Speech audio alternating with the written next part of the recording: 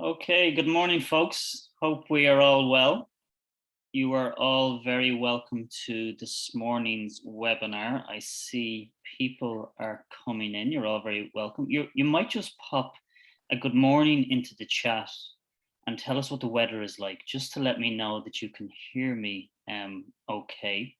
The sun is shining in Dublin. So maybe just pop a good morning into the chat here. So just so I know that everyone can hear me okay and everything is working. It is working fine. Good morning, Rachel. Good to see you. Good morning. It's a little dull in Galway, Kim. All right, hopefully that picks up a bit. Cloudy in Galway, Cleena. Thank you for that. Sun is shining in Dublin. Sunblock. So a mixture of sunshine. I feel like the weatherman here. A mixture of sunshine, a bit of sunblock, but hopefully it's cloudy in Mayo, unfortunately, Tracy. Thank you all for that. That's great. Everyone can hear me okay. You are all very welcome to this morning's webinar. I guess you're here because you are interested in hearing all about the Great Place to Work program and how that can support your business. You're obviously interested in terms of how you can retain your talent and attract the best talent that's out there. And we're delighted to have a special guest with us this morning from version 1, Amanda, and I'm going to introduce Amanda in a few moments. And that's a great opportunity for us to hear from a lived experience from a Great Place to Work in terms of the great things they do around their culture. Please pop your questions into the Q&A function or the chat function. We'll catch them wherever they come in, ideally the Q&A function, and we look to answer your questions as we go. And we'll also have just a few quick polls as well, just to get everyone in the mood on this early Thursday morning. But pop your questions into the chat or any comments that you have, and we look to answer them as we go. We've also received a number of advanced questions, and thank you very much for those who've submitted the advanced questions. We will look to work through them. So just, I suppose, to try and bring everyone onto the same page, I'm just going to share a few slides around the Great Place to Work program, because some of the questions we did receive in advance was the structure of the program, how does it work, and I'm going to share some insights with you around that. And a core belief we have in Great Place to Work is that we believe that any organization can build a great culture. That is a core belief that we have in place. And there's an eclectic mix of organization on the call here, from tech to hospitality to pharma, to car manufacturing, but any company can build a great culture, and we believe our program will help you and support you in that. I think we're going to have a quick poll now, I think, Alice. Hopefully coming onto the screen now. So poll number 1, do you believe you work in a great place to work? That is an easy question to start us off. So do you believe you work in a great place to work? So you might answer that yes or no, and we will we'll see what answers we get. So do you believe you work in a great place to work? We will leave it up there for the next 30 seconds or so. A tricky question. Yes or no? Do you believe you work in a great place to work? And the results are in. 87% of people on the call believe that yes, I am working in a great place to work, and 6 believe that no, they are not working in a great place to work. Well, for both, you've come to the right place, because if you believe you're in a great place to work, well, let's go and get recognized and make sure we sustain that great workplace.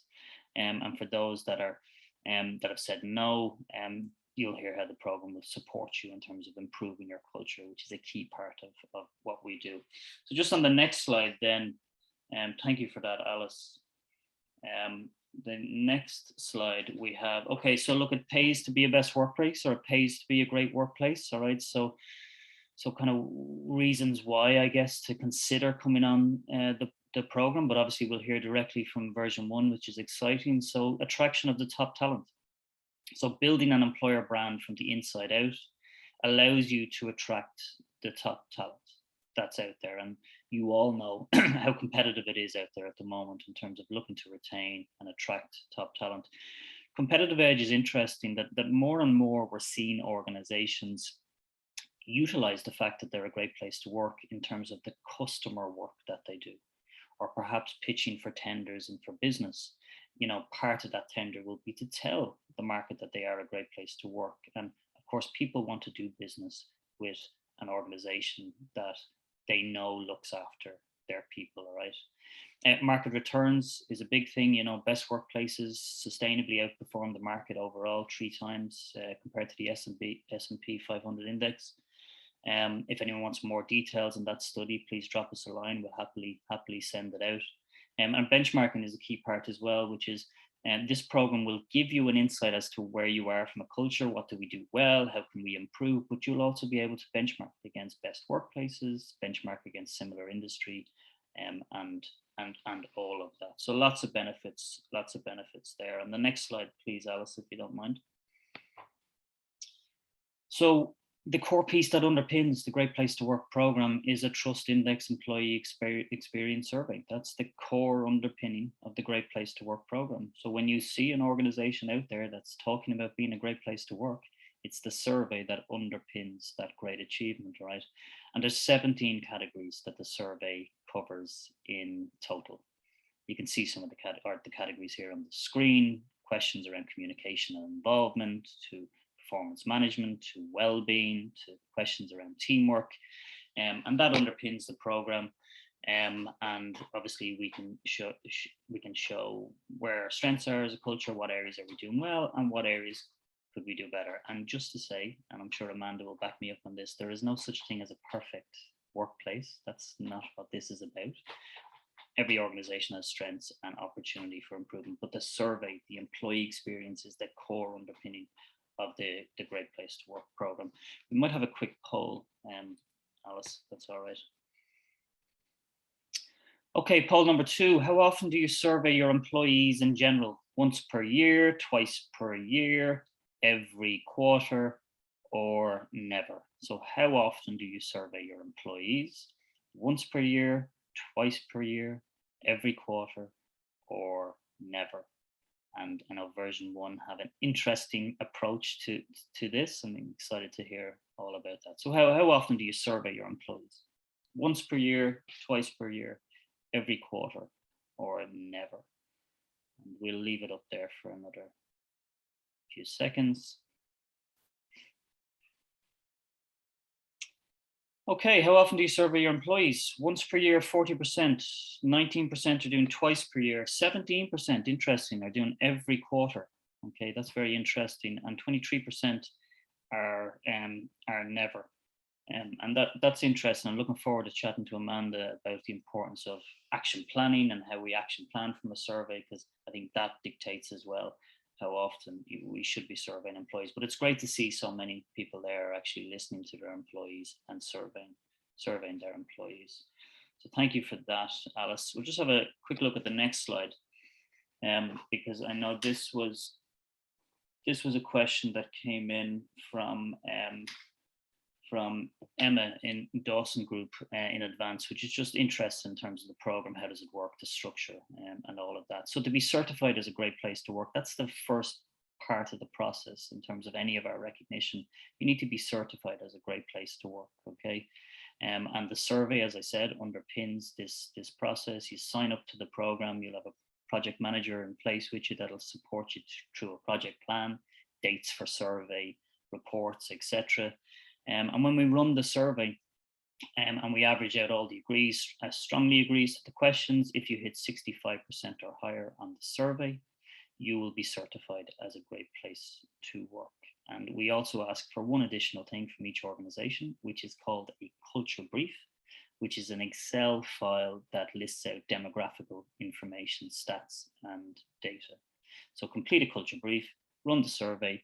If you hit that number, you'll be certified as a great place to work. The certification is valid for 1 year, but thankfully most of our clients use this program as their annual metric around culture and employer brand, which is great to see. Thank you for that, Alice. And I think we have another poll here. We do. Will you be hiring in the next 6 months? Now, I know there's lots of hiring going on. We're talking to somebody that's doing an incredible amount of hiring on the call today, right? But will you be hiring in the next 6 months? No, as in no hiring. Yes, between 5 and 20 people. Yes, between 21 and 50 people. And yes, more than 50 people. Of course, lots of the narrative out there is about the challenges around hiring, how to attract new talent, the way they search for jobs and all that interesting stuff. So will you be hiring in the next 6 months? And we have no, yes, between 5 and 20 people, 21 and 50 people, and yes, more than 50 people. And the results are in. 4% have said no, yes, 36% between 5 and 20 people, 23% between 21 and 50 people, and 36% of people have said yes, more than 50 people, which is very interesting, a big number, right? So there's lots of hiring going on, which backs up what we're hearing in terms of the marketplace. Thank you for that, Alice. And just the final slide before I introduce Amanda. So there's a range of recognition opportunities. As I said, the first step to unlock recognition is we need to be certified as a great place to work. When you see any of our recognition, it's a survey that underpins that achievement. It's the employee experience that underpins that achievement. Once you're certified as a great place to work, then there's potential in terms of the best workplaces. We have a best workplaces for women listing as well, which came out a few weeks ago in the GLOS magazine. We also have best workplaces in tech for those tech organizations that came out in the Irish Times and the Examiner, or the Cork Examiner, last week. And we are launching our best workplaces in pharma and healthcare, which is due to come out in November. So there's a range of recognition opportunities, allow us to use that brand, activate it in the marketplace, tell the world, tell the talent that we are a great place to work. Not a perfect place to work, but we are a great place to work. Alice, thank you very much for this. So listen, thank you for listening to me. Oh, sorry, we have one more poll, do we? What is the best tool? What is your best tool to hire? Is it a recruitment agency, employee referral, website, or social media? So think about the hires that you've had perhaps over the last few months, and what has been your most effective tool in terms of hiring? Do you use a recruitment agency? Are we getting results from that? Employee referral, is that working? Are we getting results? Our website, I guess our careers website, and of course, good old social media, LinkedIn, Twitter, Instagram, etc. So what is your best tool to hire? Thank you, Alice. And the results are in. And okay, 23% are using a recruitment agency, 30% are getting results from employee referral, which is great to see. It's always a good testament for your culture if employee referrals is working. 32% in terms of the website, I guess our careers website, and 16% in terms of social media. And I'm sure for a number of organizations, it's probably a combination of tools that you're using. So thank you very much for taking part in the polls. It's nice to know, kind of get a sense as to where everyone is. So delighted now to welcome Amanda Kelly from version1. Amanda has been with version1 for 2.5 years, is currently head of employee experience. I love that wording, that language, head of employee experience. And in her role within version1, she oversees the Great Place to Work program. And what I love is she works very closely with business leaders around supporting them to develop their localized action plan around improvement, which, as we'll hear, is really important in terms of your culture. Amanda also leads up the health and well-being program within version1. And I know from talking to Amanda, is also heavily involved with lots of onboarding and welcoming new talent and all of that. Amanda, you're very welcome. Thank you for joining us.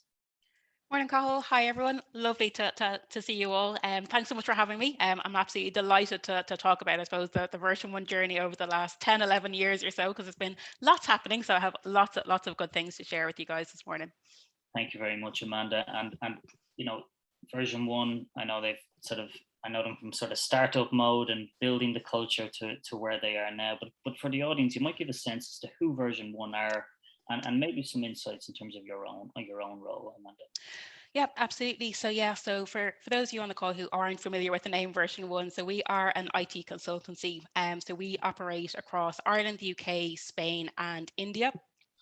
So we're essentially, I suppose, we work a lot with digital transformation, digital and clouds. We partner with, the likes of Microsoft, Oracle Apps, AWS, etc. And we work with, I suppose, probably 400 plus different customers globally. We work in all different industries from private and public sector. And like you mentioned there, Cathal, we're going through, I suppose, a significant growth period. I know I was looking at some stats during the week, and when I joined the company like 2.5 years ago, I think we're at around 1,300 employees. Now we're just over the 2,200 mark.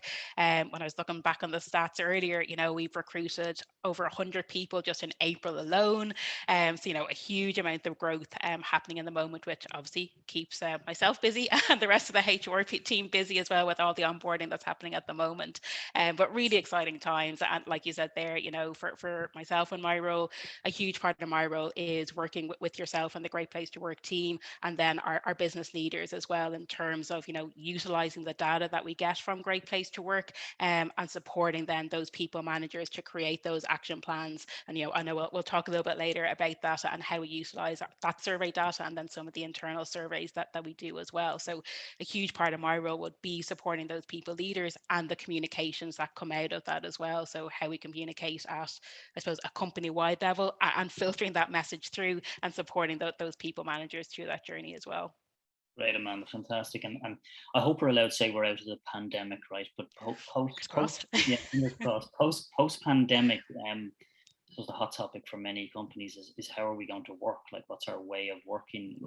Where are version one with that? Is everyone back in the office, or how does that work? So we're absolutely, going forward, we're operating in a hybrid environment. So we're in a position now that we're not putting in place any set policy to say, oh, you need to be in the office once or twice a week. We're very much leaving it up to our people, I suppose, to decide what best suits them, what best suits their lifestyle. And so we've been working really closely with our people managers, our key influence in the business, I suppose, to work with our individual teams, because like any organization, there's different personality types. Some people, are very social, like to be in the office, they thrive off that environment and being face to face. Other people are absolutely loving working from home, that, they have maybe a little bit more flexibility, particularly for people that have kids, so they can drop the kids to school, collect them, etc. So really what we're trying to do, we've been working on this over the last kind of 12 months or so, is, I suppose, giving individual teams that autonomy to work with what suits them best. So we've kind of called it our ways of working policy, and guidelines. So like that, myself and the rest of the people team will work with those individual teams to, I suppose, essentially come up with a team charter themselves. So, for some teams that might mean actually we can meet up in a location once a quarter. For some teams, actually, it makes more sense to meet maybe once a month. And then outside of that, then people can, all of our offices are open. So people can literally, they have that freedom to go into the office, whatever time, best suits them, if they want to at all. And I think, that's working really well for us, because I think people like then the fact that they have that empowerment, to do what best suits them, at the end of the day, rather than us putting in a strict policy in place to say, actually, you need to come into the office once a week. Obviously, with that comes a little bit of a challenge with our onboarding. Like I said, that we have, 100 plus people joining us in April. But, we have, again, over the last kind of 12, 18 months, really worked really closely again with our business leaders. Through our survey data, we've gained a lot of insight into actually how can we better shape our onboarding journey for our new joiners, so that they're not feeling that kind of disconnect from the business, that they feel part of the Version One family from the get-go, and even beforehand too. It's great, Amanda, and we've just popped up the people strategy in version one onto the screen here. Hope everyone can see it. Okay, we might just look into that, Amanda.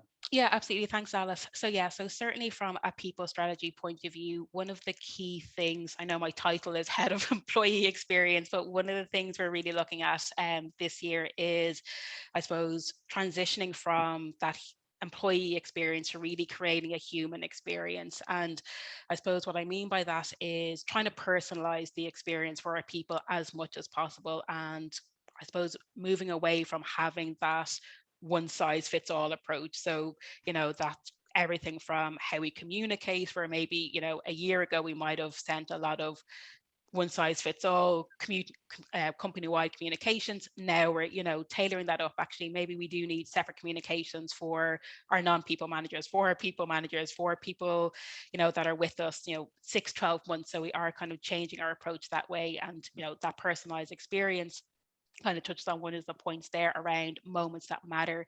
So that was a program that we launched earlier this year, and we're kind of doing it in a number of different phases. And it's really about looking at all the key moments in an individual's life in version 1. So that is looking at how do we personalize and humanize that onboarding experience for maybe someone going out on maternity leave, again, shifting away from that one size fits all approach. How, do we better support those females maybe coming back after a year out of the business, particularly in the world of tech where things change quite rapidly. And it's better supporting those people. And again, looking at how do we better support our people in moments of crisis as well. Again, trying to personalize, trying to humanize that experience as much as possible.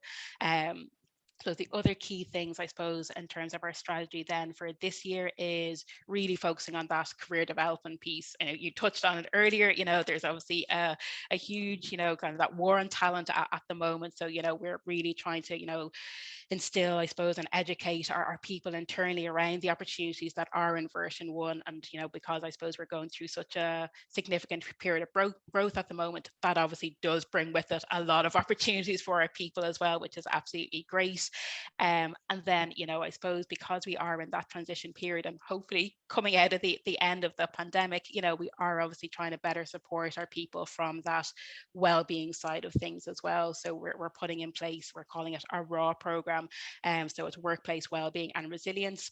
So through that, I suppose our people will essentially get an individual assessment that they can do themselves that looks at key pillars. So everything from, how they build connections, build relationships, their levels of energy, their forward thinking, their innovation. And essentially then every individual in the organization will have the opportunity to have a one-on-one coaching session with either myself or a member of our talent development team and run through those results. So again, it's rather than having that standalone or one size fits all approach, it's having that, personalized experience that actually people will have the time to do a one-on-one session if they want to. So that's really creating that personalized experience.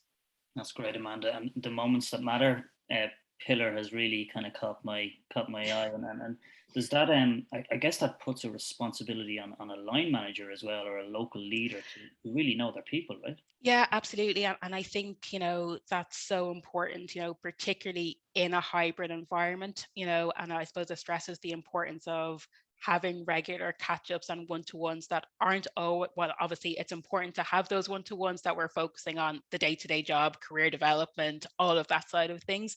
But I think equally, it's just as important that we are having regular informal conversations with our teams as well, so we get to know our people on an individual basis as well, and that kind of brings about that human experience that we're not always focusing on work. I think it's probably easier sometimes maybe when we were in an office environment that we're chit-chatting to each other beside the desk. I think sometimes it's easy to get into, oh, we're on a Teams call or a Zooms call, it's straight into work mode. So we've really tried to support our people managers and actually scheduling their meetings so they do have that time to have those natural conversations. And definitely that bringing about that moments that matter program has further developed those conversations. So like that, people know, oh, someone got married, someone's moving house, someone got engaged, oh, someone just did their first marathon. It's those kind of conversations. So again, through that program, then it really encourages our people managers and leaders then that they can tap into myself and the employee experience team, and whether we send out a digital card or a gift, or just to recognize and celebrate that moment for that individual as much as possible, has been really important, and really has helped in driving those non-career, non-work type conversations. And those key moments are real trust opportunities as well, which is so great, Amanda. Thank you for sharing that. And then a number of weeks ago we spoke with an organization, Cloudera, and they were in year 1 of the program, and they shared their experience, but also they were kind of looking towards year 2, right? Version 1 are 10 years now in the Great Place to Work program. So so I suppose, What's the relevance of the Great Place to Work program then with the strategy in version one, or how do they link together, Amanda? Yeah, absolutely. So certainly from an employee experience point of view, so we actually use the Great Place to Work categories to help shape our strategy and to shape our employee experience strategy. So we literally will look at all of those individual categories, and that helps to shape our strategy. So one of the things that we always want to ensure that we do is any new initiative, any new project that we do in version one is evidence based and really based off the needs of our people. So it's not a case of myself and HR like seeing, oh, I saw this thing on LinkedIn, wouldn't that be great for version one? Or someone else coming to us with an idea. We do obviously do that sometimes too, but obviously it is all about our people and really ensuring that we're giving our people, I suppose, the opportunity to have their voice heard. And then equally then that once their voice is heard, that we're following up with those actions. So that really does help to give, I suppose, a structure to our strategy. Because I think sometimes maybe starting out, it might be a bit, oh, where on earth do we start with developing our strategy, really enhancing that employee experience? But, we certainly found, like when I joined the organization back in late 2019, and this was actually when I joined the organization, we had first put the employee experience function in place. Um, so actually one of the things that we did as a starting point was, use those Great Place to Work strategies, or categories rather, to shape our strategy. So we could literally look at, okay, how do we develop, how do we communicate, how do we develop, how do we, what do we do to support our people from a recognition point of view, from a well-being point of view, diversity, and then we could kind of tease it out from there. So we had that nice structure in place to keep us on track and to keep us moving forward. And I can see, Alice, you've popped on the screen there, I suppose, our survey rhythm within version one. So essentially the way we use, I suppose, the data that we get from Great Place to Work is we use the annual survey, I suppose, to help shape our annual people strategy. So again, we'll look at all of those individual categories. Again, we're not going to look at each of the 60 plus statements and make changes to each one of those. Typically what we'll do is we'll pick out, I suppose, what we might call the game changers, or the ones that will have the most impact. So some years that might be 3 or 4 things. Other times there might be a few more. Some of those might be smaller quick wins in terms of our communications. Others might be bigger long-term projects in terms of a reward and recognition platform, as one example that we did a couple of years ago.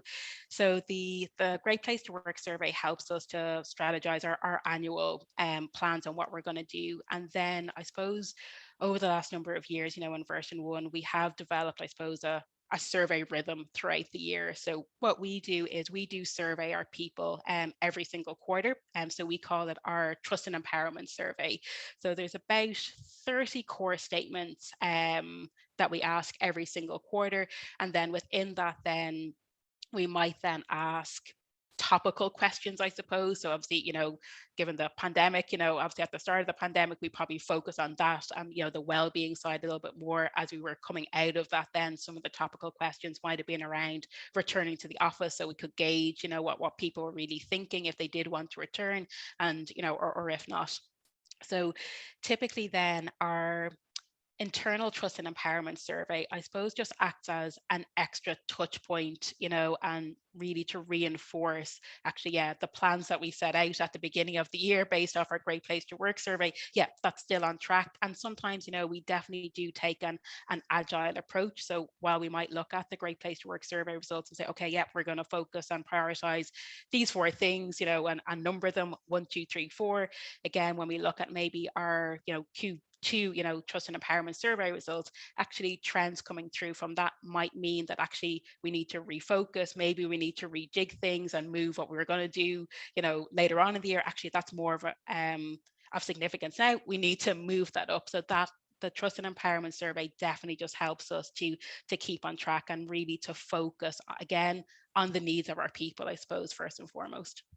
And very much an evidence-based approach around the culture and the strategy and the things that you do. Yeah, absolutely. And I think, that goes for, not just at that company level. So while, I'll work with, say, our business leaders, the rest of our people teams, so our talent development, talent management, our people partners as well, in terms of coming up with that overall company strategy.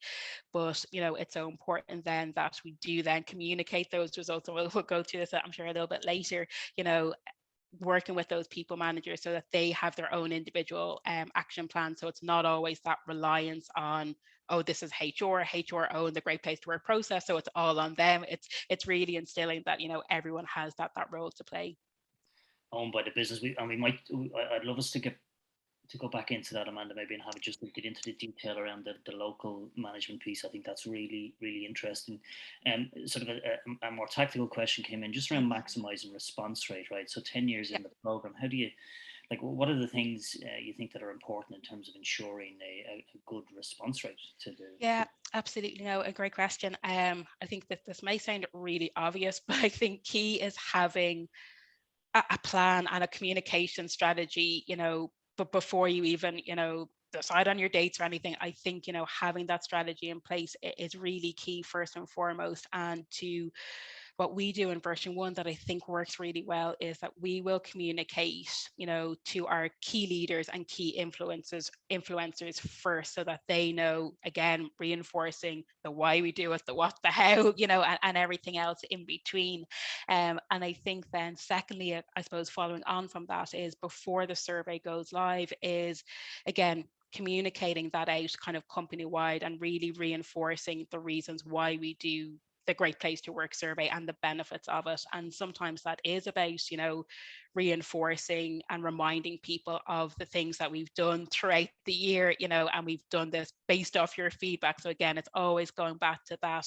We're doing it, that it's evidence-based, 100%. Because again, sometimes people forget, and it's like, oh yeah, actually, I forgot we did this initiative. So it's always a good point to reinforce and to remind people about that. So we always will send out that communication to, say, the senior management team beforehand, then it goes out to the rest of the business then just before, a week or two but before the actual survey goes out.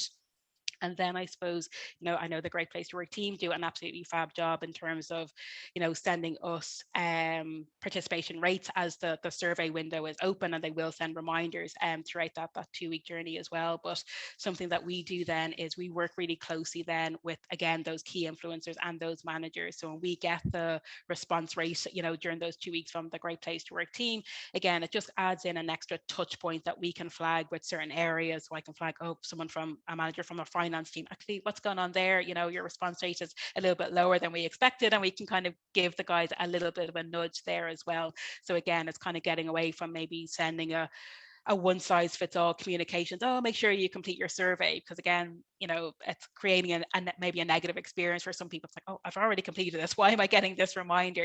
So it's just going to those people that haven't yet completed it.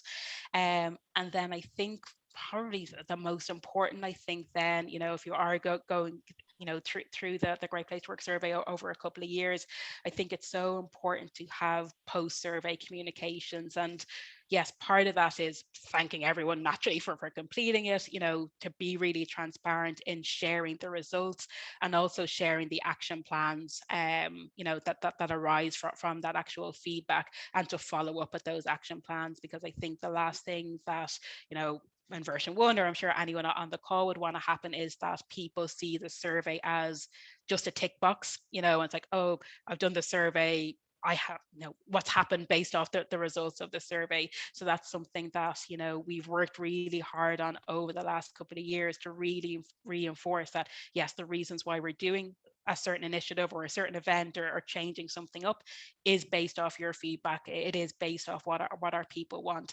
And I think then that does, again, create that, builds on that culture of trust, that people know actually something will happen, there will be an impact based off the results of the survey. And I think that's what's kind of kept our response rate, consistently high over the last, 10, 11 years.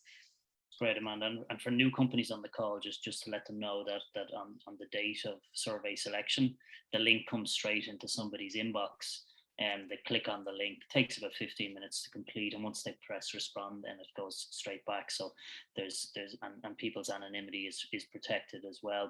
But I love the way, Amanda, that people almost have a sense as to what the timelines and the plan are going to be even before they complete the survey.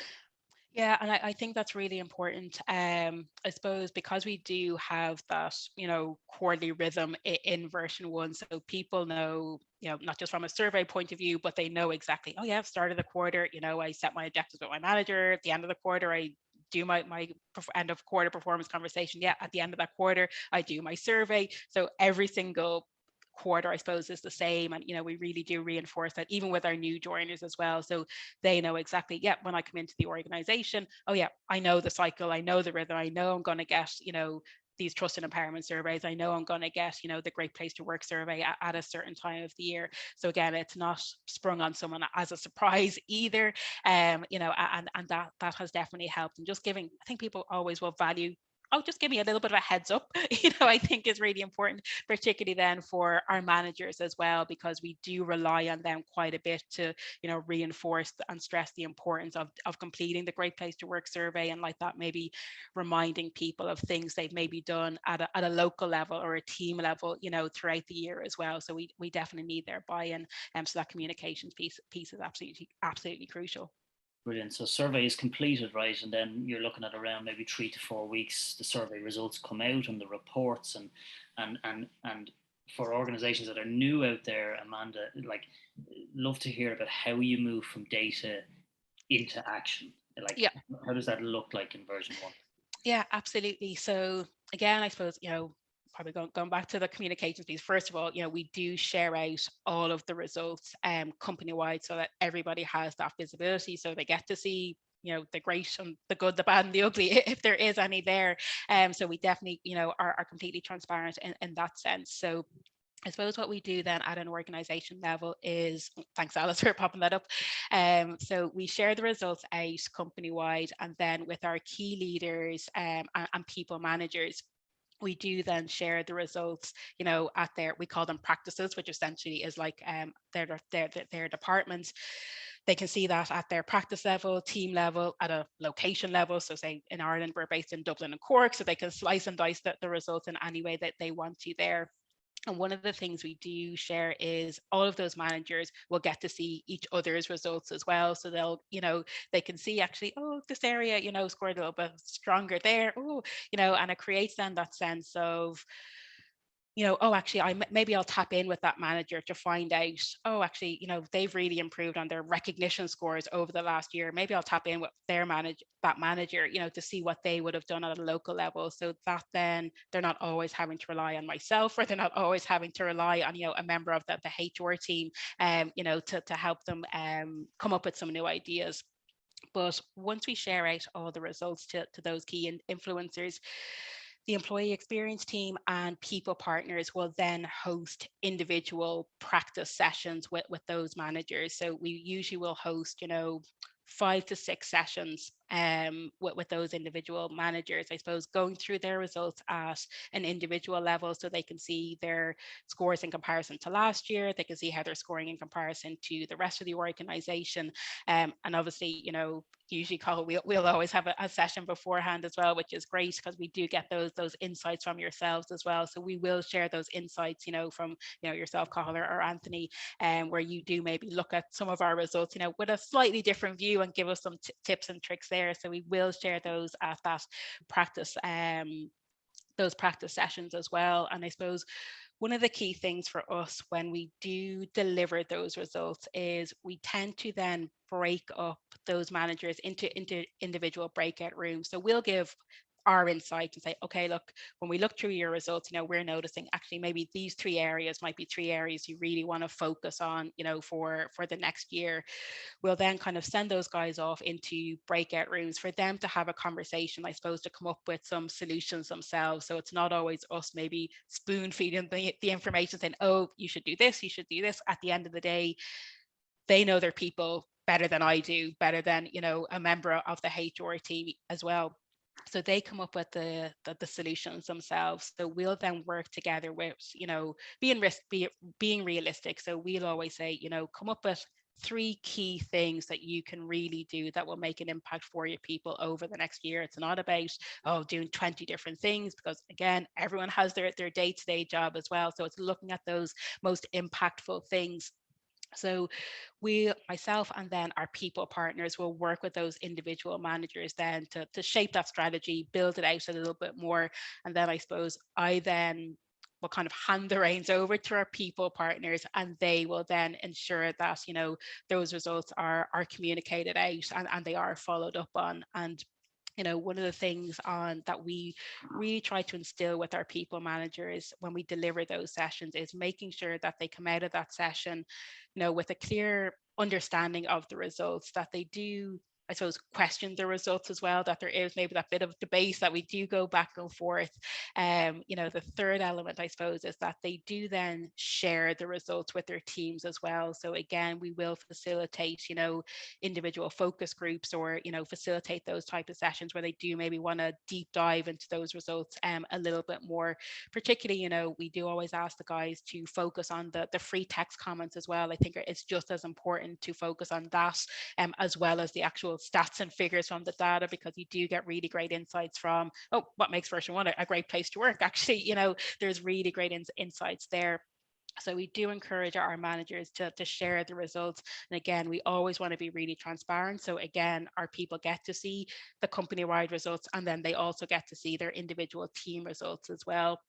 And, you know, with that, then I suppose we always encourage our managers, and we do it at a company-wide level as well, is to celebrate the good. So I think sometimes it's easy for us to sometimes look at the data and automatically go to, oh, what questions scored the lowest, or what ones were the lowest in comparison to last year, and actually not concentrate and look at, oh, wow, like, you know, 98, 99% for people think X, Y, or Z. So, you know, we do always, again, in those communications, ensure that our managers are celebrating that good news, because again, it goes back to, we all have a role to play in this. It's not just people managers, not just HR.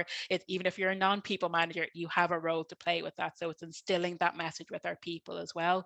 And then look, the fifth point there, I suppose, is that planning phase, and that communications phase, that they will then work with myself or their own individual people partner to plan that action, make sure that they are communicating that plan out. And, you know, and sometimes it might be a case, we always say to managers that they don't have to take on the work themselves. You know, utilize the team, that, you know, maybe if well-being scores were down a little bit, maybe there's someone on the team that has that passion for well-being. You know, maybe if it's, you know, the social engagement side of things, that's what people are crying out for. I'm sure there's people on the team that, you know, can boost that, you know, social engagement, create that little bit of a buzz. So again, it is kind of working with those people managers, because sometimes it can be a bit, oh, I can't do all of this, but it's working with them to make sure that they utilize the rest of the team as well, and that helps to, I suppose, bring the rest of the team on that great place to work journey as well. So they, again, can see the value of, oh yeah, actually I completed the survey, and now I'm actually involved in making those changes, and making an impact for my team. So in a way, I can be part of the solution, right? Which is a great opportunity 100%. for somebody. And thanks for sharing the pillars here. So in terms of the understanding, the questioning, the sharing, celebrating, plan, and inspire, right? And building on the positives. Because I think obviously sometimes we have a tendency, of course, to get into kind of what can we fix. And I think it's so important to build on those positives, you know. Yeah, yeah, Um, absolutely. so thank you for that, Amanda. So that's the data kind of into action, how we use the data in terms of the people strategy and the culture, sort of shifting tact slightly, Mhm. Amanda, if that's all Yep, right. So I was thinking about kind of the area of the employer brand, right? So yep. how we then front up in the marketplace to attract talent. And I see Kira Conlon asked a question there just around that certification 65% mark, and Kira, yeah, it's kind of when we average out the agrees and strongly agrees to the questions is in the positive responses.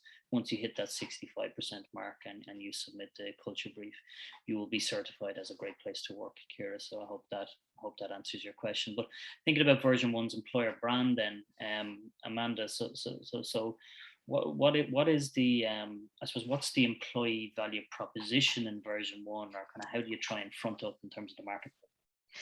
Yeah, so I suppose, you know, first of all, I suppose for us in version one, you know, it's really all about, you know, how do we communicate to, you know, potential candidates around getting across that we do really live authentically by our core values. They're, they're the foundations of everything that we do. And, we've, I suppose, put so much time into building such a strong culture of trust and empowerment. It's like, okay, how do we get that across? Through social media, through our website. That we do have that strong culture of having an open door policy, that we do encourage feedback, etc.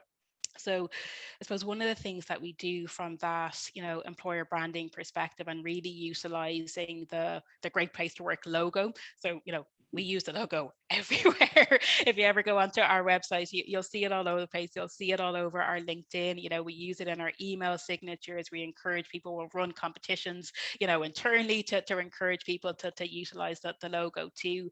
And I think, for us to, I suppose, get across that, EVP, I suppose it's really using authentic stories from our people. And I know, Carl, I actually remember, I think probably 2 years ago when we did one of those debrief sessions, and you were actually talking about, oh, you don't use the logo enough, you don't mention it enough, because I think we were probably, when we get certified or when we get the best workplace ranking or best workplace for women, we're probably just focusing on those moments, actually not using it all the time, through our social media channels.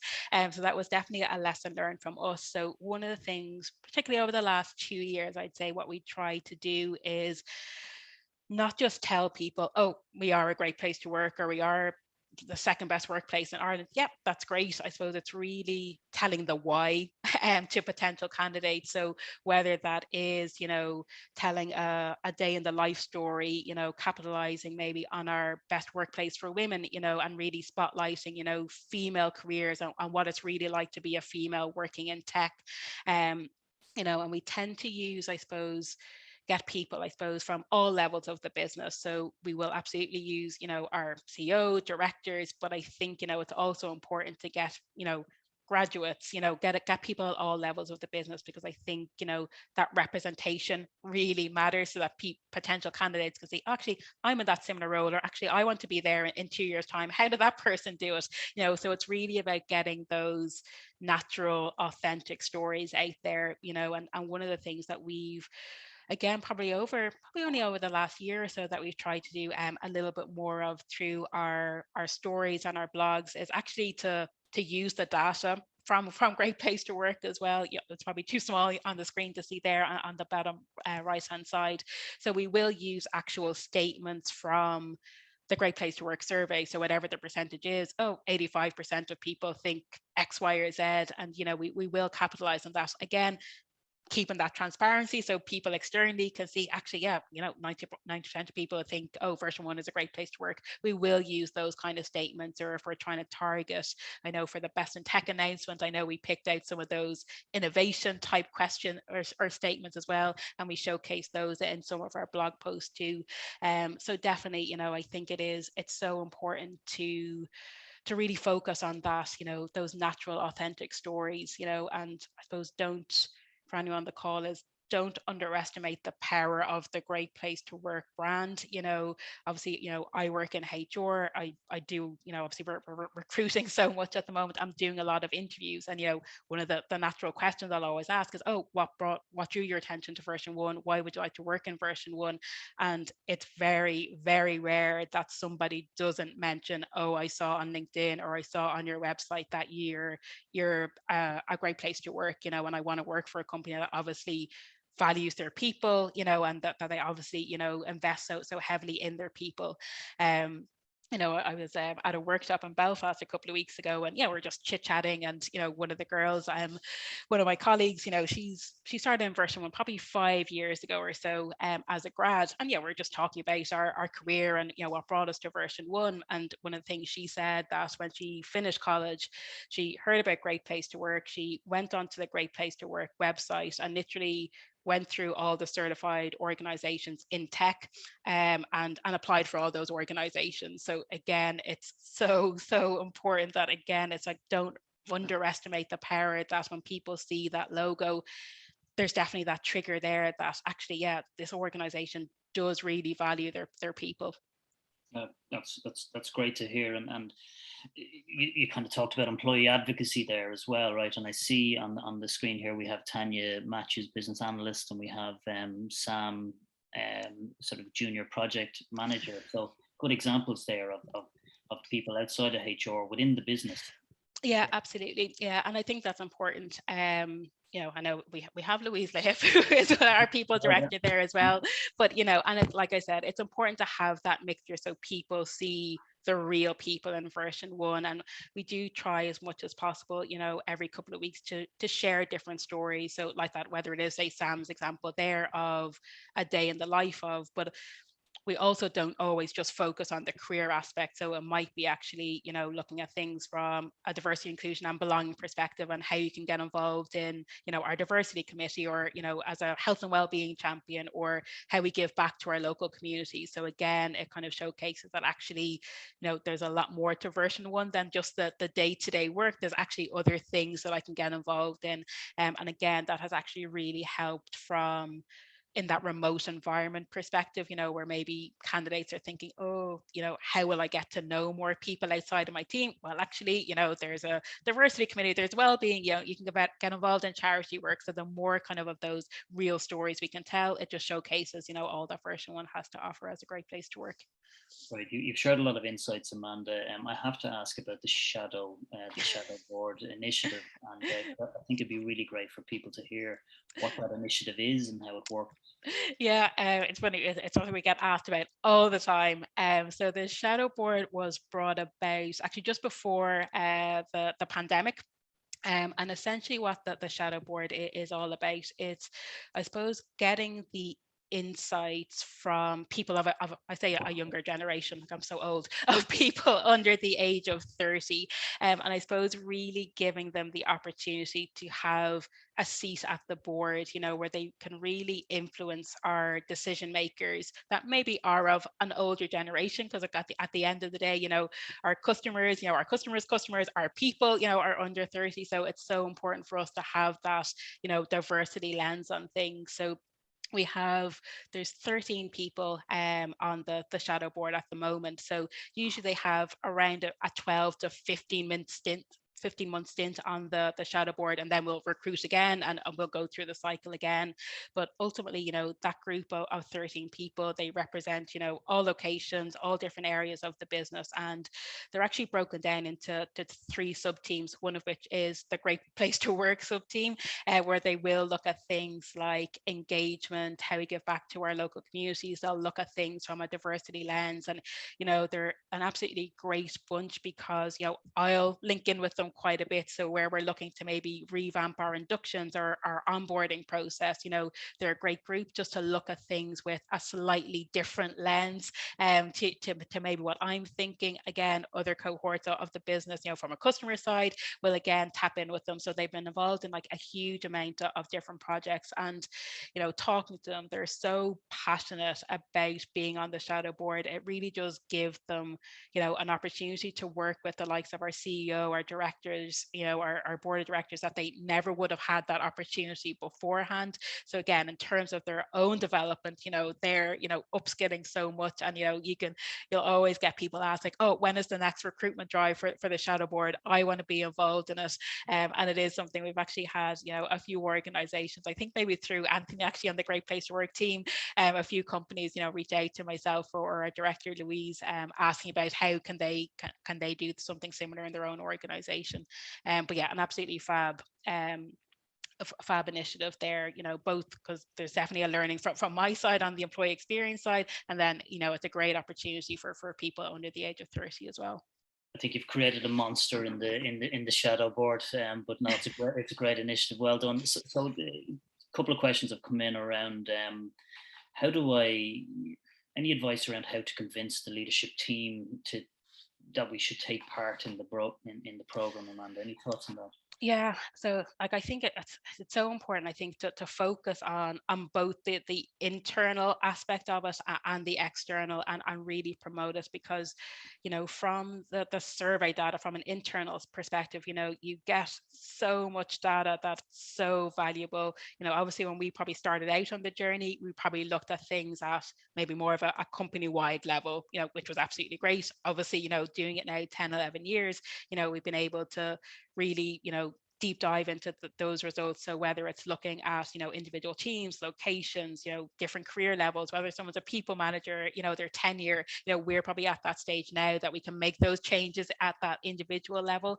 But it is about, really, you can make such a crucial impact to your people, and that is only going to retain your people if people can see that actually changes are happening, things are improving, I can see enhancements being made. Why would I look for somewhere else to work? You are going to retain your people from that aspect.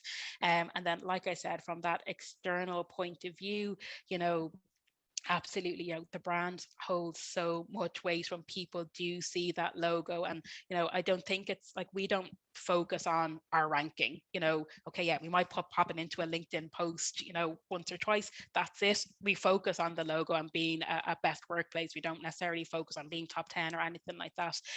So it does really have such a big attraction tool. And I think as well, for anyone on the call that needs that buy-in with leadership, certainly, from our side with working with Cathal, and the Great Place to Work team, is you do get that different perspective, so where we might think, oh, we'll do this and this, actually, because Cathal and the team are working with so many different organizations, in so many different industries, we get their insights too, and has definitely helped us to look at things maybe with a different lens, I suppose. And we've definitely, I know I've definitely tapped in with Anthony a few times, when we are looking to maybe roll out a new initiative, I will link it with Anthony and say, actually, is there any organization that has done this really well that you see it as best practice? And you build that network as well. That I know I've linked in with some organizations that are Great Place to Work certified, like, actually, how have you done, mental health first aiders as an example. They've then linked in with ourselves, then being like, oh, you do your excellence awards, your reward and recognition program, how did you do that, any lessons learned? So you're definitely getting that insight and that expertise, and being able to build your network as well, and learn from best practice too. Right, Amanda. And version one have been a great giver to the community in terms of that sharing of ideas, and that's part of the program as well. You'll also get access to companies and be able to share ideas, and that's great. And Dorothy, I know you asked about response rate. We work off a minimum confidence level, so it depends on your employee numbers. On average, last year we got about a 75% response rate to the survey. So we'll help you position the program to make sure we get a good response rate. Drew asked about access to the benchmark detail. Drew will follow up with you directly to send out that benchmark detail so you have it. And Kira asked, is there anything separate then we have to do after being certified in terms of best workplaces in tech? And the answer is no, Kira, but again, we'll follow up with you. And thank you from Katie, Donald and Finn, who asked about pricing. It depends on employee numbers, depends on the level of reporting, but I'm going to ask Shane and Breen to follow up with you directly as well, just so we can work with you on all those questions. And I just see one more question here.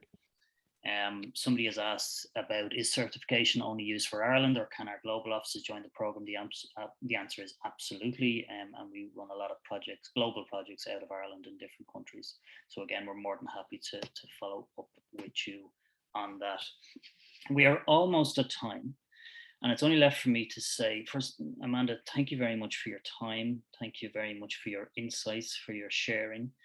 On behalf of the Great Place to Work team, thank you very much to everyone in version one for their partnership. We really enjoy working with yourselves, and we really value the partnership, Amanda. So you've given a lot of your time there, and we really, really appreciate it. Thank you very much for that. Thanks, Emil. Thank you. And to the Great Place to Work team, to Alice, Marina, Shane and Breen, all the team, thank you for everything that you do. We just can't do anything without having such a great team in place, so we really appreciate that. And to everyone that joined on the call, thank you for joining, thank you for sticking with it. I hope the clouds have lifted in Galway and Mayo, and the sun is perhaps starting to shine, but I wish everyone a wonderful bank holiday weekend, and thank you very much for joining us. Have a great day.